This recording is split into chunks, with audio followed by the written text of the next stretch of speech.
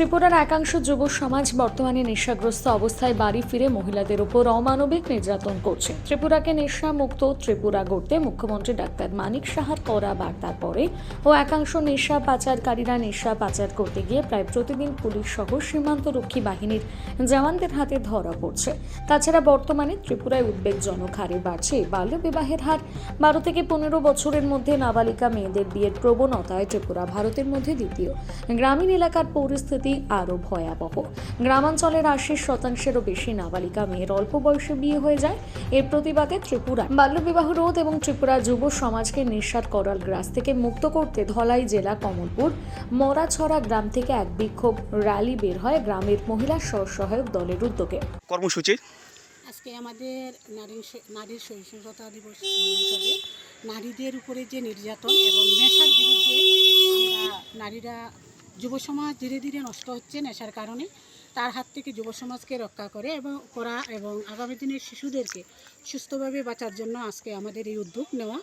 আমরা তেজস্বিনী CLF মহিলা cluster থেকে আমরা এই অনুষ্ঠানটা নিয়েছি। গতদিনও আমরা একটা করেছি। আমরা সব SHG দিদিরা মিলে এবং সব CLF-এর উদ্যোগে আমরা এই প্রোগ্রামটা করার উদ্যোগ নেওয়া হয়েছে। আমরা প্রতিদিন একটা CLF করে করবো। আগামী দিনে আমরা দেবীচড়া অনুরাধা CLF যে মহিলা ক্লাস্টার, ওইটাতে আমরা প্রোগ্রামটা নেব।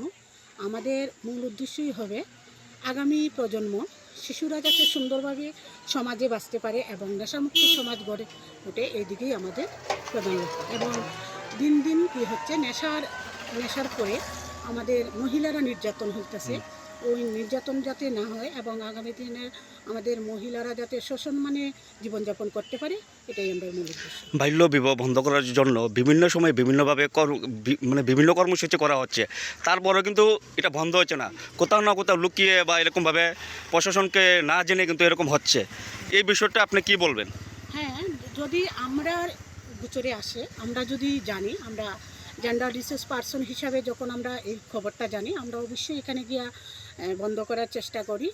আর ঠিক আছে, আপনার কথাও এরকম হয়, লুকিয়ে চাপিয়ে কাজগুলো হয়, কিন্তু আমরা যদি জানি তখনই আমরা এটা বন্ধ করার চেষ্টা করি। আপনার পরিচয়টা? আমি একজন জেন্ডার CRP হিসেবে কাজ করি এবং এখন DRP রিসোর্স পার্সন হিসাবে ঊনকোটি ডিস্ট্রিক্টে কাজে আছি। আপনার নামটা? আমার নাম অমৃতা দেবনাথ। আমার CLF-এর নাম তেজস্বিনী মহিলা ক্লাস্টার। এই জায়গাটার নাম? এই জায়গাটা হচ্ছে সুটো Sharma GP Marachhara. Big news, সবার আগে সবার সাথে।